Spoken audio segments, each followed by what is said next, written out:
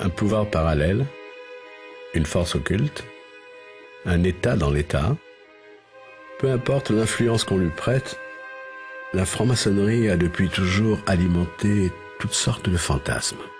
On dit que on ne peut pas constituer un gouvernement sans qu'il y ait au moins un ministre franc-maçon. Je suis rentré en franc-maçonnerie au milieu des années 90, ça devait être en 95 précisément. J'appartiens effectivement à la maçonnerie, mais je considère que c'est une affaire privée. La maçonnerie n'est pas un pouvoir dans l'État. Elle a quand même son mot à dire dans l'évolution de la société, et elle le dit.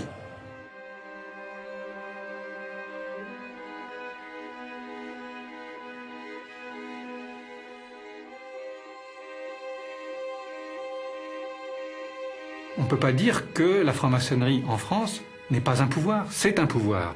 Une institution et, a fortiori, un réseau, c'est un peu comme un iceberg. Il y a l'influence visible et puis il y a l'influence invisible. Ce qu'elle pèse aujourd'hui, ce qu'elle veut faire aujourd'hui, ce n'est pas négligeable.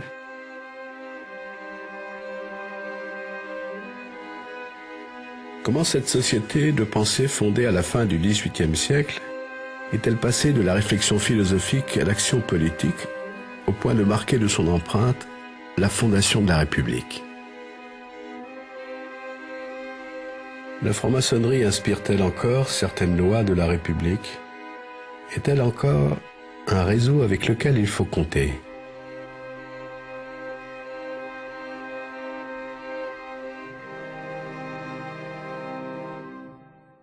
C'est pas des réseaux, ce sont des hommes et des femmes qui partagent des valeurs. Et ensuite, on dit ils se font la courte échelle, mais en réalité, ils se comprennent un peu mieux. La franc-maçonnerie est un laboratoire d'idées et elle n'est que ça. On vient à la Grande Loge nationale française véritablement rechercher une certaine élévation spirituelle et je dirais un certain perfectionnement moral. Je crois qu'on connaît mal la franc-maçonnerie en général et la franc-maçonnerie féminine en particulier. C'est parce qu'on la connaît mal qu'on en a peur.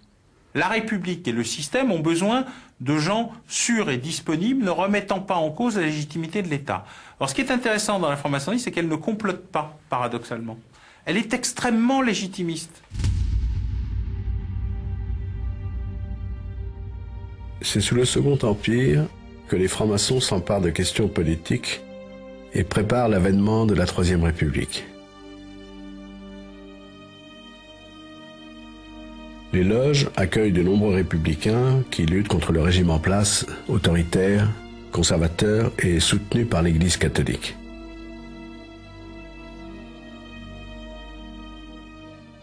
Les républicains francs-maçons du XIXe siècle sont partisans d'une action légale, même si effectivement on peut mentionner quelques situations un peu exceptionnelles, comme par exemple, évidemment, le siège de Paris et la Commune en 1870, où dans une situation qui est clairement une situation insurrectionnelle, on va trouver des francs-maçons.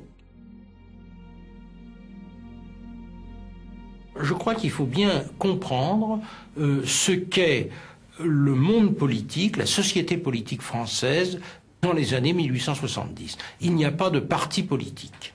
Il n'y a pas d'associations. Elles sont interdites par la loi, elles le seront jusqu'en 1901. Et par conséquent, la franc-maçonnerie est la seule organisation étendue sur le plan national. Il y a à ce moment-là à peu près 10 000 francs-maçons en France, 400 ateliers, loges maçonniques, et ce groupe est en adéquation complète avec les hommes qui sont en train de fonder la Troisième République. Il y a tout un maillage du territoire national, parce que les loges, depuis 2 siècles alors, sont répandues sur tout le territoire national. Et dans la plus petite sous-préfecture ou chef-lieu de canton, il y a une loge où sont présents le maire, le médecin, l'avocat, le notable local, et d'ailleurs souvent aussi les représentants de la police. Ce sont ces gens-là qui vont en quelque sorte imprégner le territoire de leurs idéaux républicains. Et ils vont participer à l'action politique d'une manière légale. Ça veut dire, clairement, il faut qu'on parvienne à gagner les élections. Les loges à cette époque préparent les candidatures, suscitent les candidatures, essaient de trouver dans leur rang, bien entendu, un candidat. Si le candidat n'est pas franc-maçon, ce qui peut arriver, mais qui paraît le mieux placé dans le camp républicain, on le soutient.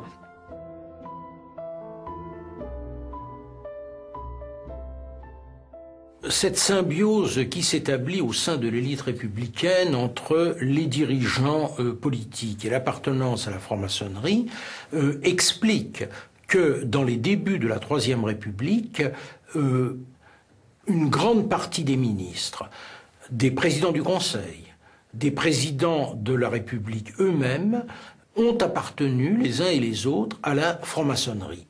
Il ne faut pas oublier que parmi les fondateurs de la Troisième République, vous avez Gambetta, Jules Ferry, qui sont les deux grands noms de la fondation de la Troisième République, et tous les deux sont francs-maçons.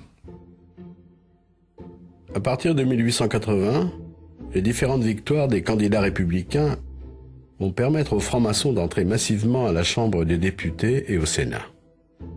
Plus d'un tiers des parlementaires est alors franc-maçon. Une partie des sujets de société discutés dans les loges depuis des années vont ainsi devenir des textes de loi de la République. L'un des plus emblématiques, la loi de 1881, fondatrice de la liberté d'expression. La loi de 1881, c'est toujours la loi qui signale qu'on n'a pas le droit d'afficher. Mais la loi de 1881, ce n'est pas une loi de défense. C'est une loi qui dit qu'on n'a pas le droit d'afficher n'importe où parce que désormais on a le droit d'afficher quelque part. On a le droit d'afficher ses opinions, mais bien entendu, il faut le faire dans l'ordre. Donc il y a des zones d'affichage dans les villes où l'on peut exprimer ses opinions. Mais avant, on n'avait pas le droit du tout. Et puis surtout, la partie essentielle de la loi de 1881, c'est d'établir la liberté de la presse. La presse, désormais, est libre. On peut imprimer et vendre toutes les opinions qu'on souhaite défendre. Évidemment, ça c'est l'article 1 de la possibilité même d'établir une société plurielle, une société de liberté. Que toutes les opinions puissent librement s'exprimer, comme elles se sont toujours librement exprimées au sein des loges, où l'on a le droit de tout dire, et depuis longtemps. Eh bien, il faut que cette pratique de la loge, elle s'ouvre à la société dans son entier. Donc, la loi de 1881, c'est finalement la première pierre de l'édifice de la République maçonnique. C'est une incroyable bouffée de liberté qui déferle sur la France. En 1885, on dénombre la publication à Paris de 1540 titres de journaux. Le quotidien devient un produit de consommation courante, autorisant la circulation des idées, enflammant l'opposition entre les tenants de la République et ceux de l'ordre ancien.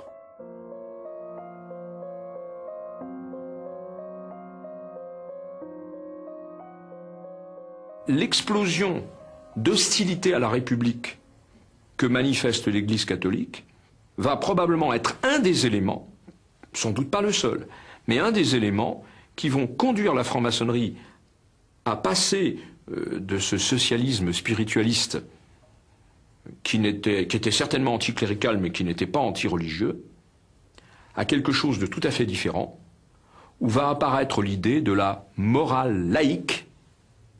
Et c'est à partir de ce moment-là qu'on dit la République sera sociale et laïque. Parce qu'on a finalement acquis la conviction dans les milieux républicains, et singulièrement dans les milieux républicains et maçonniques, qu'on ne pourra jamais plus espérer concilier la République et l'Église catholique.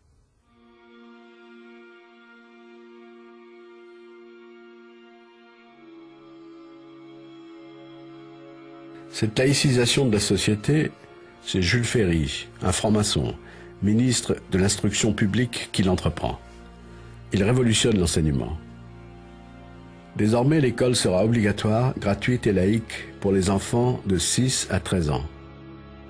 Ce ne sont plus les curés qui enseignent, mais des instituteurs formés par la République dans les toutes nouvelles écoles normales. Autre bouleversement profond de la société, les filles ont droit à l'instruction publique. C'est la création des écoles pour jeunes filles.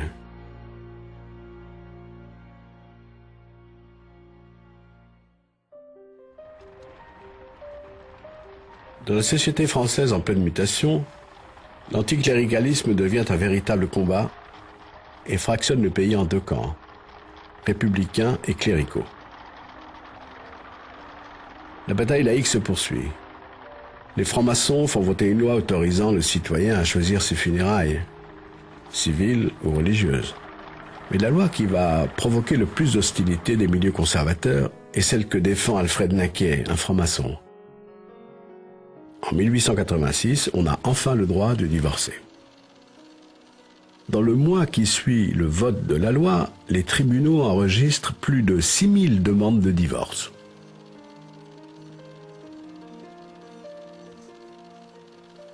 La France s'apprête à clore le 19e siècle et à entrer dans le 20e siècle.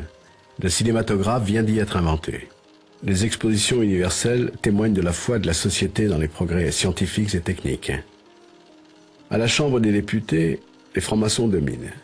L'une de leurs grandes idées, la liberté d'association, va devenir une loi en 1901 qui doit consolider la construction d'un pays démocratique. Désormais, on a le droit de s'associer et donc de fonder un parti politique. C'est en juin 1901 que se réunit un congrès formateur d'un parti qui se veut républicain, radical et radical-socialiste, c'est-à-dire qui est supposé rassembler toutes les nuances du parti républicain. Quelques 500 comités, des journaux, des élus de toute nature et 155 loges maçonniques, qui sont, avec tous leurs adhérents, membres effectifs du Parti radical. Le Parti radical domine la vie politique française. C'est l'âge d'or de la franc-maçonnerie. Elle est devenue le ciment du nouveau régime que ses adversaires désignent comme la République des frères.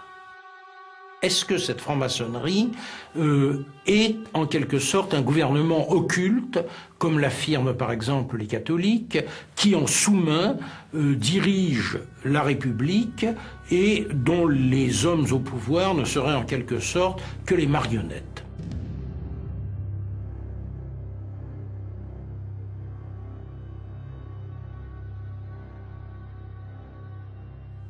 Le Conseil de l'Ordre du Grand Orient de France, qui est donc l'instance suprême du Grand Orient de France, dans l'une de ses séances, va pratiquement fixer mot à mot le programme du gouvernement pour l'année à venir.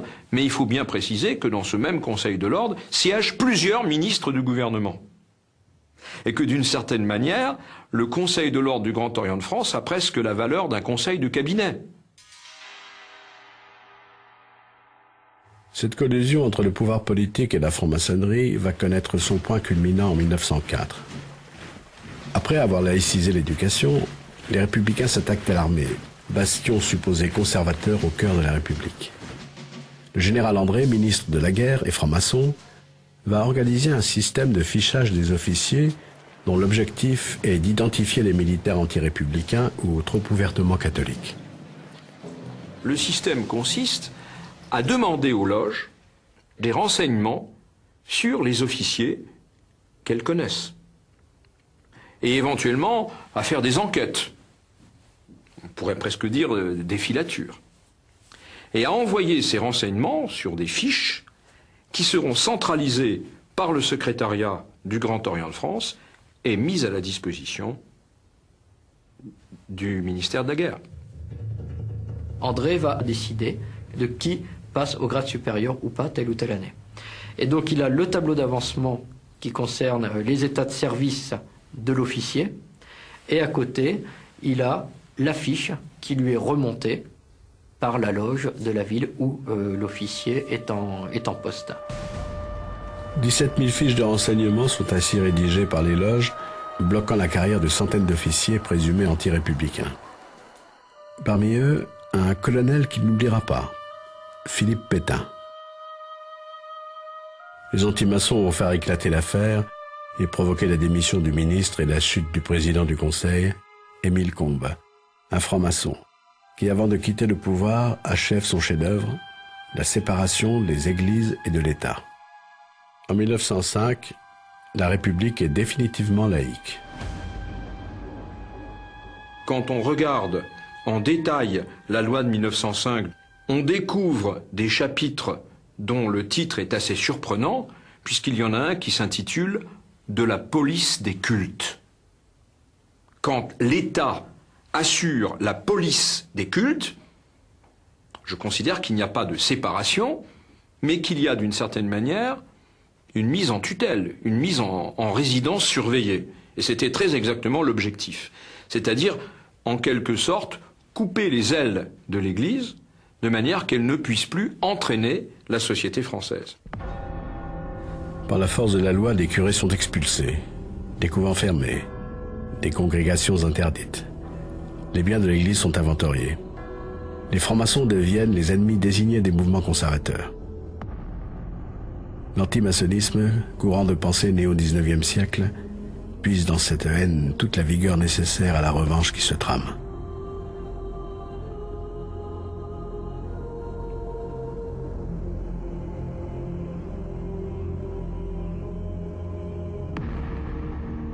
Les francs-maçons sont l'objet d'une triple accusation. D'abord, ils ont voulu instaurer la République contre la monarchie. Deuxièmement, ils veulent décatholiciser la France. Et troisièmement, ils constituent le véritable pouvoir. Car derrière l'apparence d'un pouvoir parlementaire, ministériel, il y a les loges.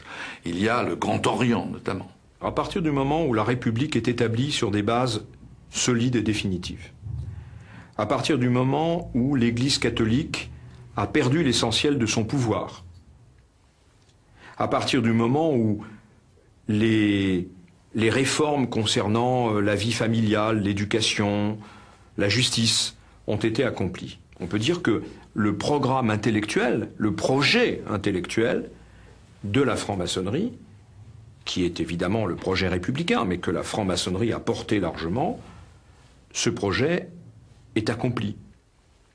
Et qu'à ce moment-là, la franc-maçonnerie n'a plus en quelque sorte qu'à se retirer dans ses temples, à se retirer du forum, et à être peut-être une sorte de gardienne vigilante, mais rien d'autre.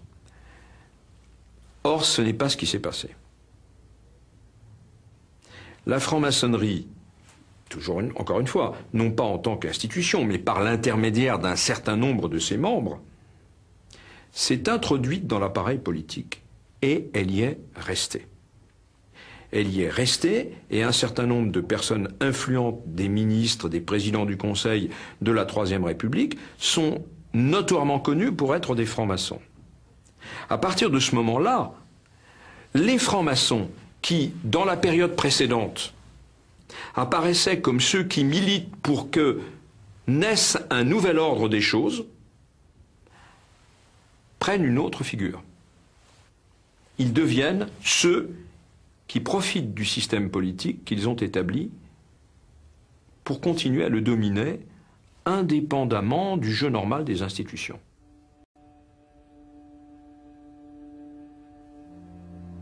Après la Première Guerre mondiale, l'antimaçonnisme et l'antisémitisme ont se conjugué et créé un concept redoutable, facile à comprendre pour l'opinion publique, le complot judéo-maçonnique.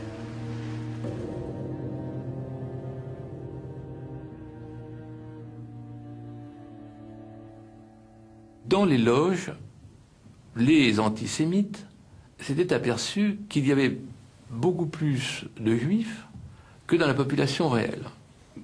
Dans la partie, disons, la plus bourgeoise de cette communauté juive, dont beaucoup sont en France depuis le Moyen-Âge,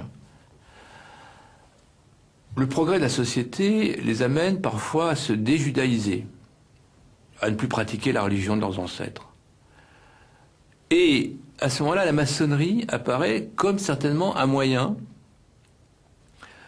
de s'intégrer plus rapidement à la société française, sans passer par la conversion au catholicisme, au protestantisme. Bon. Alors c'est un phénomène micro-sociologique. Mais comme les antisémites et les antimaçonniques se recrutent dans les mêmes milieux qu'ils ont les mêmes procédures de délire intellectuel, ils se disent, ça y est, c'est les mêmes. C'est les deux faces du même phénomène.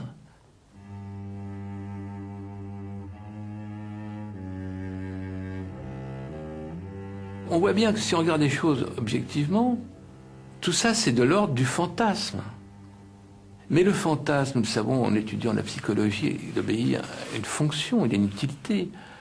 L'utilité, c'est de trouver des boucs émissaires dans une Europe qui a beaucoup souffert de la Première Guerre mondiale, qui est complètement détruite par la crise économique de 29, et avec des élites politiques, notamment pour ce qui concerne notre pays, qui sont rongées par l'instabilité.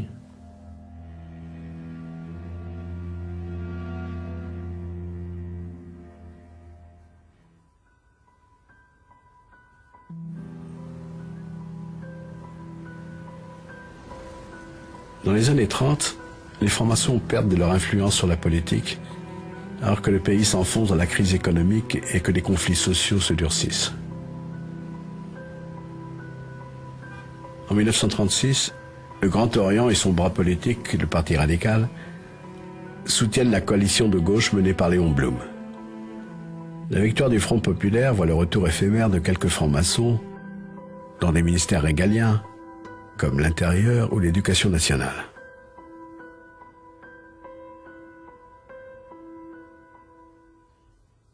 Alors il est évident que la présence d'un certain nombre de maçons dans des ministères importants a hystérisé l'extrême droite française, qui vraiment atteint le sommet de violence, notamment à l'égard de quelques hommes qui étaient en même temps d'origine juive, comme Jean Zay. Bon. La presse extrême droite se déchaîne. Le Front populaire n'est plus vu comme une action politique, mais comme, on pourrait dire, Satan déchaîné s'emparant de la France. Enfin, il y a des textes qui sont hallucinants, qui sont à la limite de la psychopathologie. Alors, il est évident que le Front populaire a été le moment où se fait définitivement la symbiose criminelle entre l'antisémitisme et l'antimaçonnisme, et où l'alliage est fondu et désormais prêt pour le combat. Le combat qui va arriver avec l'État de Vichy. Juin 1940. La France a perdu la guerre. Les Allemands occupent Paris. La Troisième République, si chère aux francs-maçons, n'a plus que quelques jours à vivre.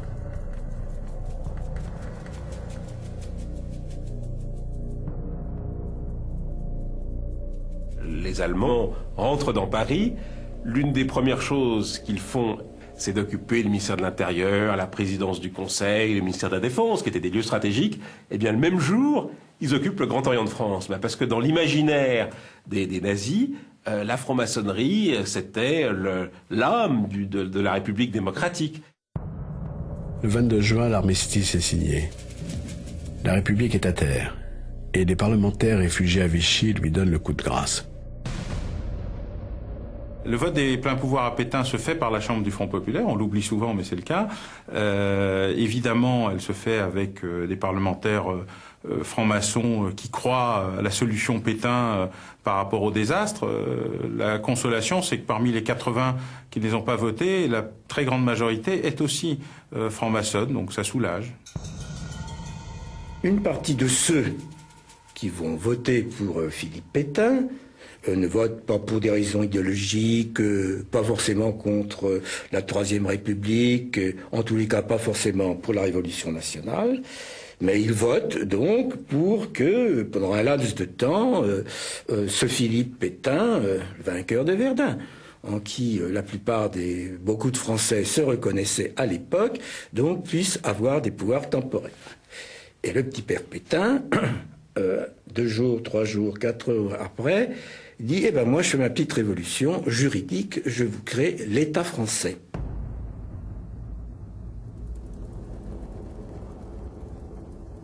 Ce qui est beaucoup plus grave, c'est les milieux qui vont accompagner Pétain.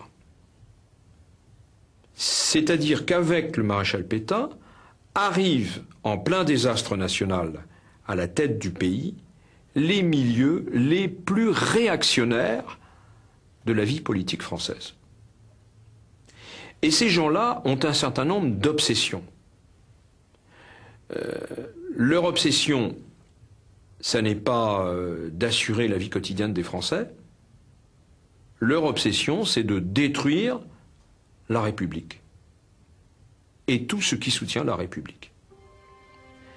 Et ça sera ce qu'ils vont appeler la Révolution nationale, c'est-à-dire en fait une contre-révolution organisée, structurée, institutionnalisée. À partir du moment où on comprend que l'objectif de ces gens-là, ce n'est pas d'assurer le fonctionnement de la France dans la détresse profonde où elle se trouve. Leur objectif majeur, c'est pas ça. Leur objectif majeur, c'est enfin, on va pouvoir revenir sur tout l'héritage révolutionnaire, on va pouvoir défaire la République.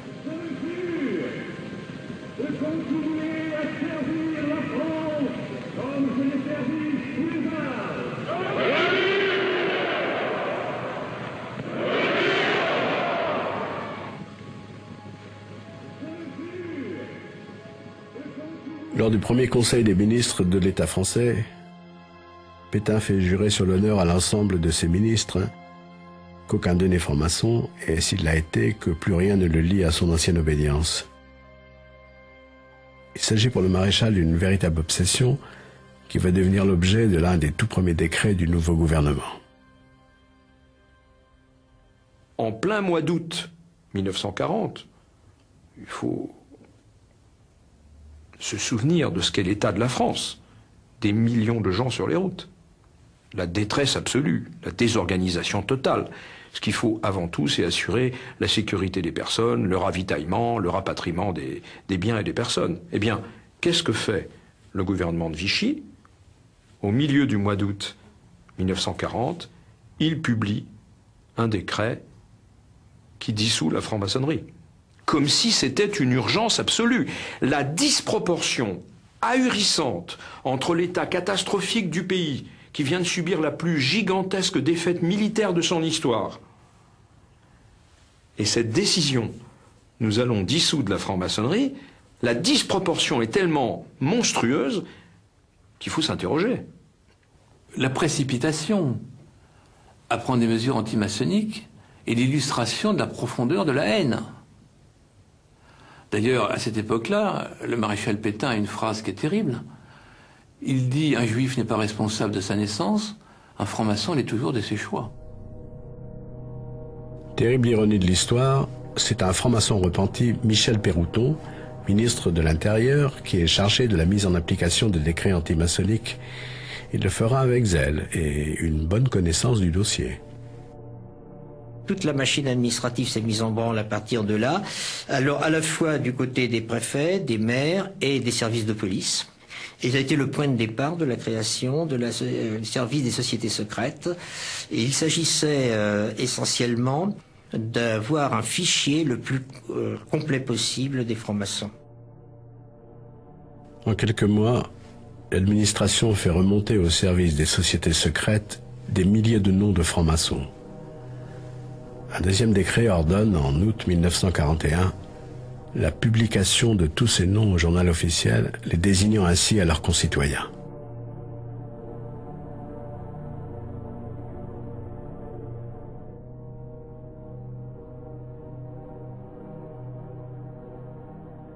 On va en publier 18 000, donc des dignitaires ou assimilés. Mais que ces dignitaires, puisqu'ils ont été montrés à toute la France, perdent ipso facto leurs fonctions. Les fonctions de quoi? Eh bien, les fonctions qu'on va copier sur les fonctions qu'avaient perdues les Juifs français par la loi du 2 juin 1941. C'est-à-dire toutes les fonctions électives ou les fonctions de la haute administration publique ou assimilées. Il y a un modèle, c'est ces interdictions faites aux Juifs par la loi du 2 juin 1941. Eh bien, les maçons sera pareil. Et ça leur est interdit. Et en tous les cas, comme pour les Juifs, ils perdent la possibilité d'être fonctionnaires. Et s'ils étaient fonctionnaires, ils étaient démis d'office dans les 2 mois.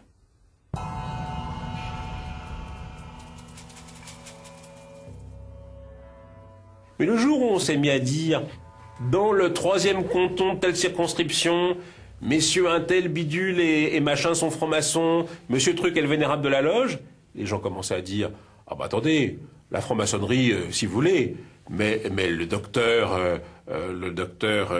Legrand, qu'on connaît bien, bon, il est peut-être vénérable de la loge, mais c'est quand même quelqu'un de bien, etc.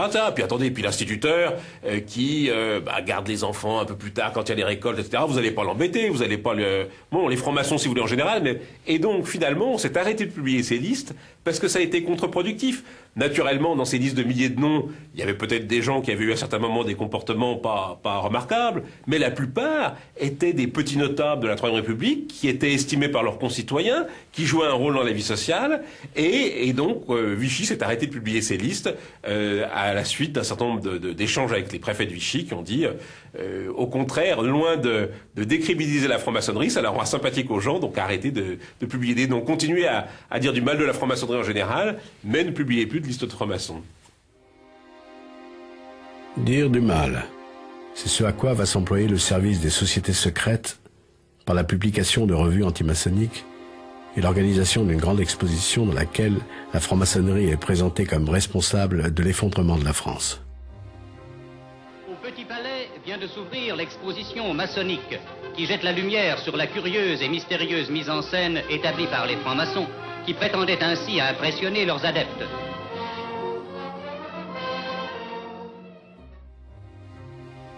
La même année, le gouvernement français commande la réalisation d'un film de propagande au titre évocateur « Forces occultes ». Le financement est allemand. Le scénario et la réalisation sont confiés à 2 anciens francs-maçons, Jean-Marc Rivière et Paul Riche. Il est formel que tous les 2 étaient francs-maçons. Paul Riche, lui, non seulement il est franc-maçon, mais il est, la veille de l'armistice, il est vénérable d'une loge au Grand Orient de France. Qui pouvait faire un film antimaçonnique mieux que 2 francs-maçons? Ah, ça c'est la question, et c'est la question qui fait que Forces occultes est resté ce film le plus étrange de toute l'histoire du cinéma, puisqu'il est le seul film antimaçonnique. Mais vous tous, maçons, vous poussez à la guerre! Pour que ce pays soit gouverné par vos lois, par les Juifs, et la maçonnerie surtout! Le peuple français ne se battra pas pour défendre une idéologie fumeuse, un régime ignoble, une république pourrie.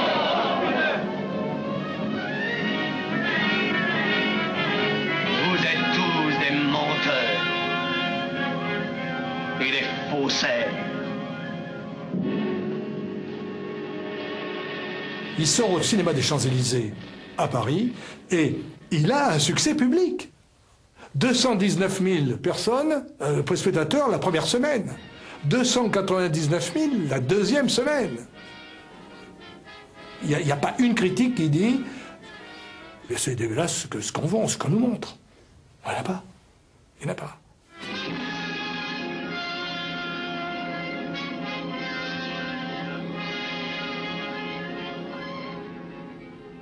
Je crois que tout cela a des conséquences qui se font sentir de nos jours encore, c'est-à-dire plus de 50 ans après, 60 ans après.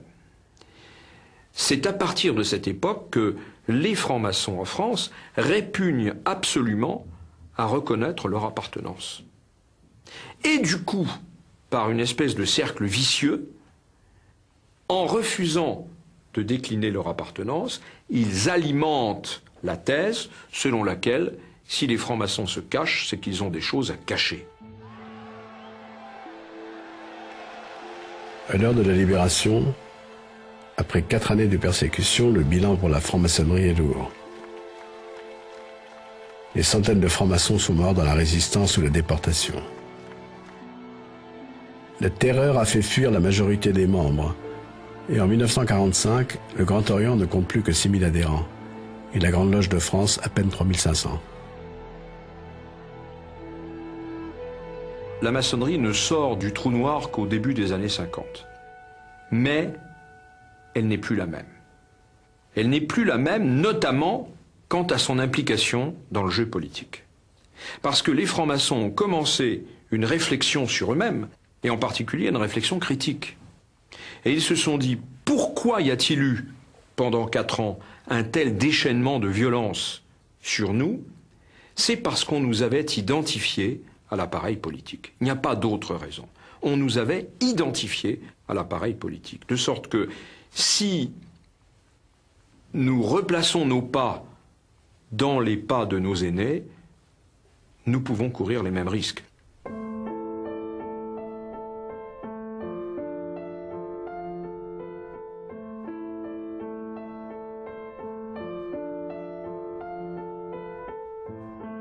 La France se reconstruit. Avec l'avènement de la 4e République, c'est le retour du régime des partis aux majorités mouvantes et instables. Toute préoccupée à régénérer ses forces vives, la franc-maçonnerie n'a plus de véritable influence sur les institutions de la République.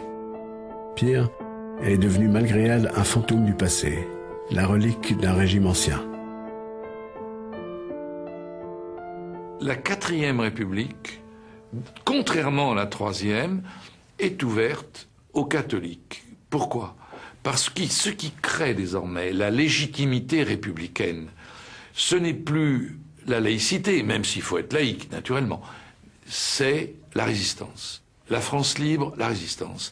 Quand un homme, une femme, puisque désormais les femmes ont le droit de vote, ont été de la résistance, soit derrière De Gaulle, soit derrière les mouvements de résistance, ils sont légitimés.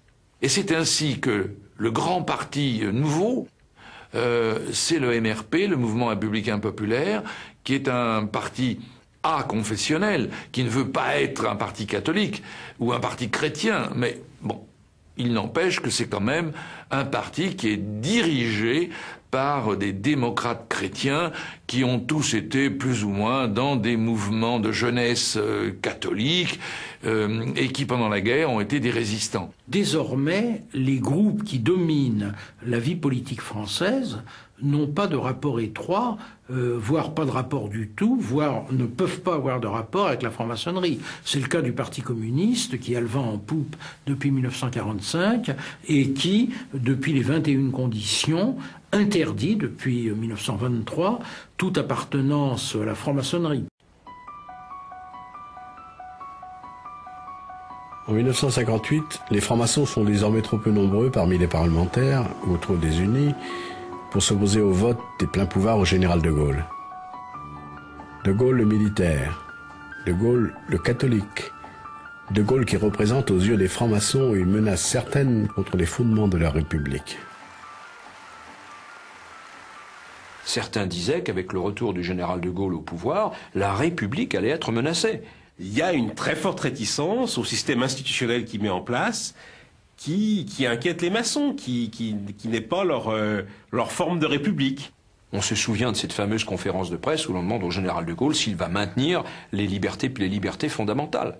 Et où, évidemment, il saute sur sa chaise en disant « Mais ai-je jamais attenté aux libertés fondamentales, je les ai rétablies ». La tradition républicaine française, il ne faut pas oublier qu'elle s'est construite contre le bonapartisme, contre les régimes plébiscitaires. Et donc pour elle, tout ce qui est pouvoir du président, qui apparaît comme un pouvoir personnel, c'est le contraire même de la tradition républicaine. Les francs-maçons de cette époque s'interrogent sur l'opportunité ou non de revenir, comme ils l'ont fait auparavant, dans le jeu politique. Et finalement, leur réponse globale, la réponse individuelle, encore une fois, va varier. Les francs-maçons ne marchent jamais comme un seul homme. C'est même fondamental dans leur mentalité. Il y a un individualisme important. Mais leur réponse collective, ça va être que l'implication de la franc-maçonnerie ne pourra plus jamais être dans l'appareil politique ce qu'elle a été sous la Troisième République. Et à partir de cette époque-là, on voit une décroissance très importante de l'influence politique de la franc-maçonnerie en France. L'avènement de la Ve République sonne le glas d'une maçonnerie influente.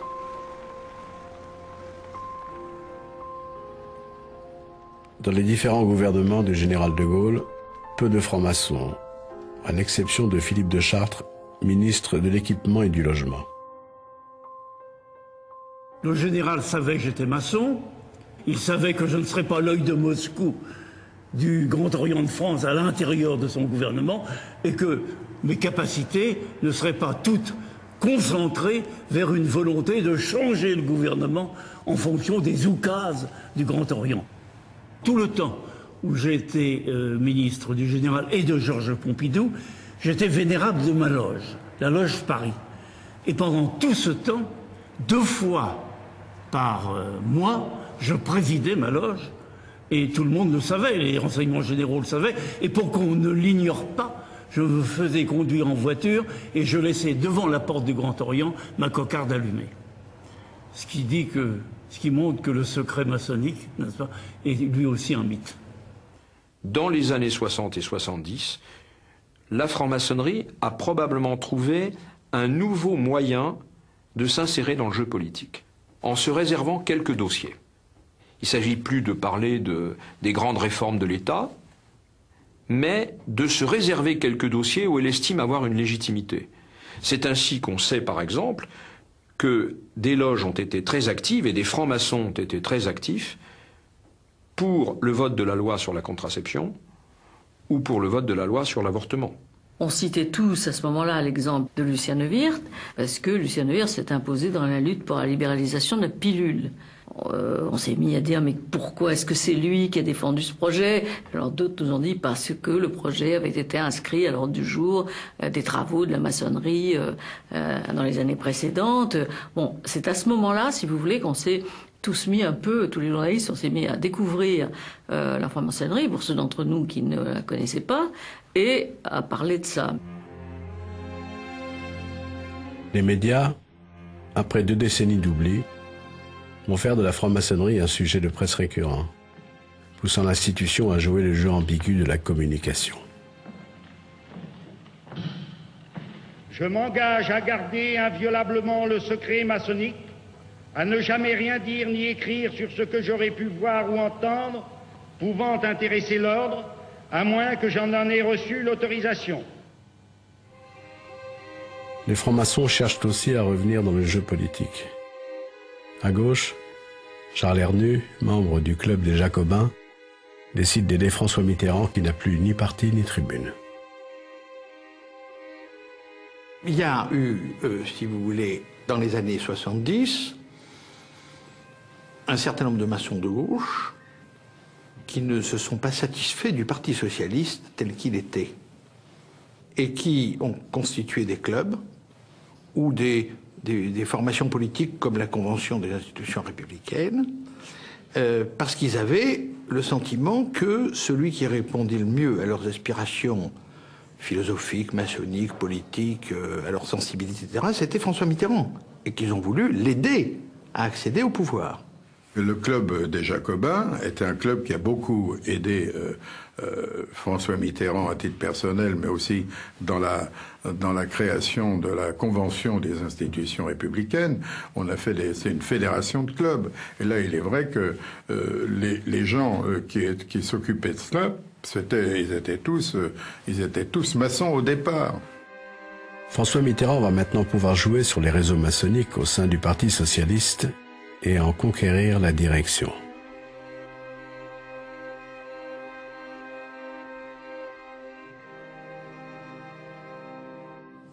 François Mitterrand, par les positions qui avaient été les siennes, par les combats qui avaient été les siens, etc., présentait toutes les garanties de républicanisme et de laïcité qu'il fallait. Ce qui n'était pas le cas de Michel Rocard. Donc, effectivement, en 81, les maçons, enfin certains d'entre eux en tout cas, à gauche, ont plutôt penché en faveur de François Mitterrand. Mai 1981. François Mitterrand est élu président de la République sur un programme politique de 110 propositions censées changer la vie. Pour les francs-maçons qui l'ont soutenu, c'est un retour en grâce. Les 110 propositions sont toutes nourries du projet socialiste et de la main de François Mitterrand, et bien évidemment, la plupart sont issus des idées qui avaient été données dès le début des années 70 par les loges. Par contre, il y a un modus vivendi sur le fait que les idées qu'on donne, c'est des idées qu'on applique si on gagne. Quand je suis devenu ministre, le programme que j'avais, c'était une quinzaine de points qui faisaient partie des 110 propositions du président de la République, de François Mitterrand. On avait préparé ça. Il faut attendre l'arrivée au pouvoir de François Mitterrand pour que les socialistes fassent entrer dans leur gouvernement ou placent à la tête de services importants un certain nombre de francs-maçons, sans que pour autant il s'agisse d'un recrutement dans la franc-maçonnerie, mais plutôt d'hommes de gauche, membres du Parti socialiste, et qui sont en même temps membres de la franc-maçonnerie. Il y a eu une petite embellie en 1981, puisqu'on est monté à 90 députés sur 577 qui étaient francs-maçons, dont 50 dans le seul groupe du Parti socialiste. Donc il y a eu une petite embellie en 81, au point d'ailleurs qu'on a eu le sentiment que, effectivement, François Mitterrand avait donné un essor au pouvoir maçonnique. Le grand maître de la Grande Loge de France, Jean Verdun, m'a confié que le Grand Orient, d'ailleurs, ne se sentait plus. Il avait les chevilles qui avaient triplé de volume.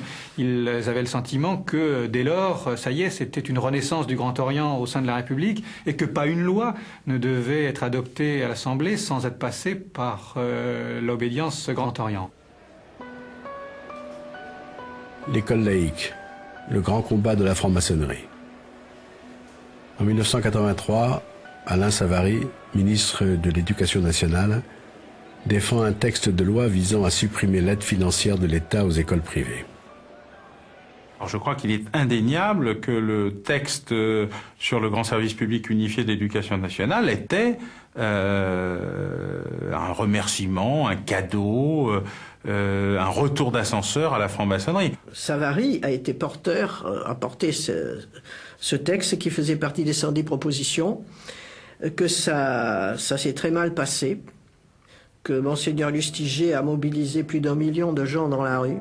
Voyant la situation, le président Mitterrand, je me souviens très bien, nous a dit quand il y a 1 million de gens dans la rue qui ne veulent pas d'un texte, on retire le texte.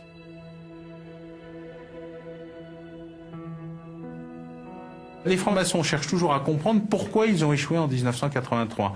Ce sujet n'est toujours pas passé. C'est la petite histoire qui ne passe pas, une aigreur permanente.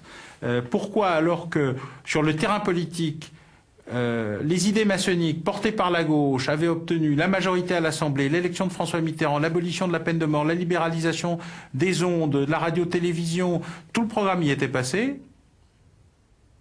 Et sur ce terrain-là, qui était le cœur du message de la fin de la guerre avec l'Église catholique, non seulement ça ne passait pas, mais en plus la révolte d'une partie importante de la population transformait la tentative en désastre politique, en même temps d'ailleurs que c'était l'interruption de l'ensemble des réformes, 83, hein, c'est la fin de 81 et c'est le début de la gestion de la crise.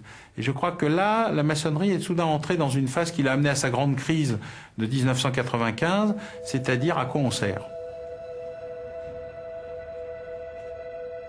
Dans les années 2000, la franc-maçonnerie cherche une nouvelle place dans le débat public. Elle sera désormais à découvert et le pouvoir politique s'autorise à la consulter.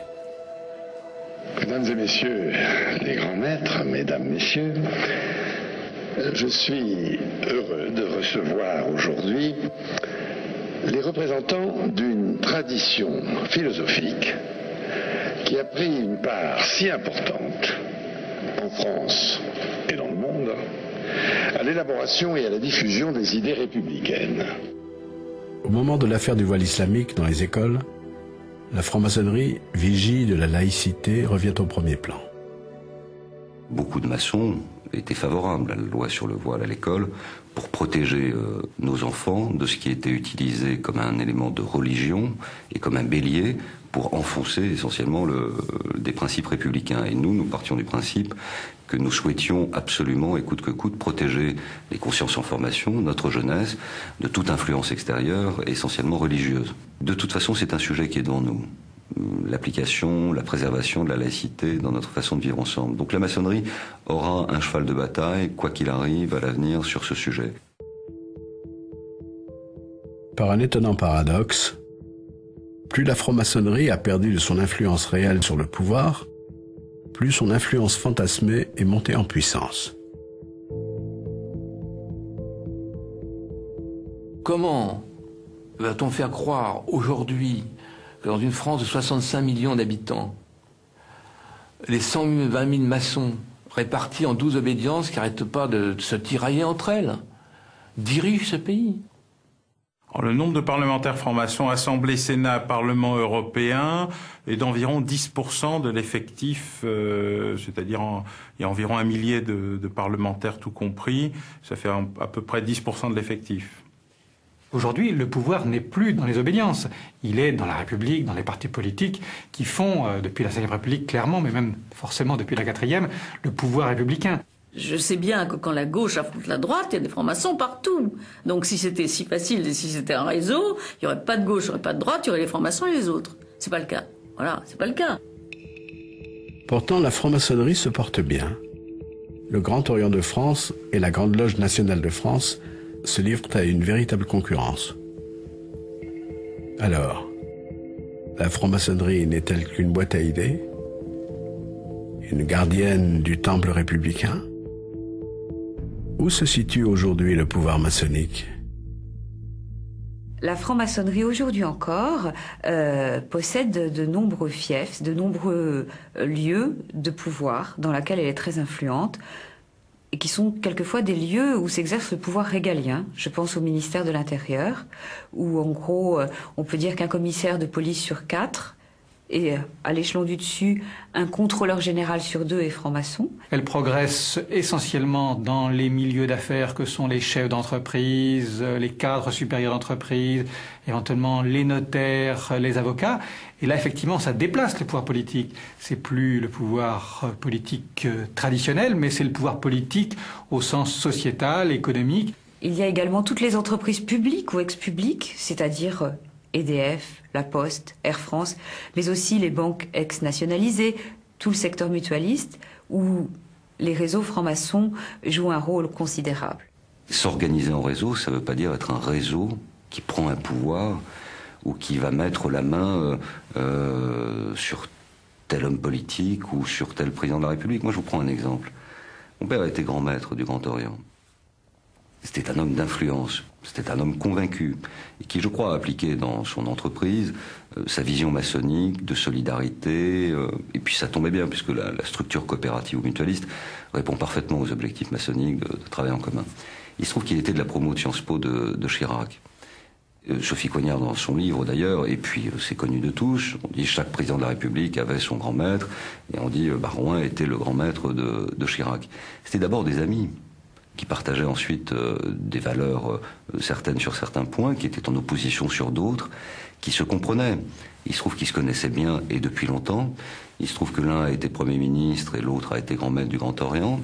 Il se trouve que c'était précieux pour le grand maître du Grand Orient de dire au Premier ministre, ben voilà ce que l'on dit dans les loges, voilà les sujets sur lesquels il nous semble important. Exemple, l'école publique et le grand débat du début des années 80, sur lequel la maçonnerie est montée en première ligne, nécessite de bien réfléchir à l'évolution de la société. Et le Premier ministre Chirac, lui, était certainement intéressé par non pas par ce qui se passait dans les loges, ou qui faisait quoi, mais par les éléments qui irriguaient les débats, pour bien comprendre aussi quelles étaient les mesures publiques à prendre. À partir du moment où c'est mystérieux, où c'est secret, ça génère des fantasmes. Et les fantasmes potentiellement intéressent, font vendre. Et je pense que si on montrait les choses de façon beaucoup plus transparente, comme ça se fait notamment en Angleterre, ce ne serait pas bardé de mystère, bardé un petit peu de soufre, comme vous le dites. Ça ne correspond en rien à la réalité, mais c'est vrai aujourd'hui que c'est toujours cette image-là qui est véhiculée autour de la maçonnerie. Et je crois aussi que la franc-maçonnerie a tout intérêt à jouer cette clarté, cette transparence, à rendre compte aussi de ce qu'elle sait faire. Il y a eu des époques où les choses ont été plus transparentes, plus claires. Il est évident notamment que les textes, notamment avec Henri Caillavet, ont été des textes inspirés par la franc-maçonnerie, d'une certaine façon. Qu'est-ce qu'il y a de mal à cela ? Quand on voit notamment des grands sujets de réflexion comme la laïcité, sont des thèmes qui sont au cœur de ce que peuvent être les idées maçonniques. Mais une chose est certaine, encore une fois, de publier les travaux, de rendre compte de ces travaux, ça me semble aller dans un sens nécessaire.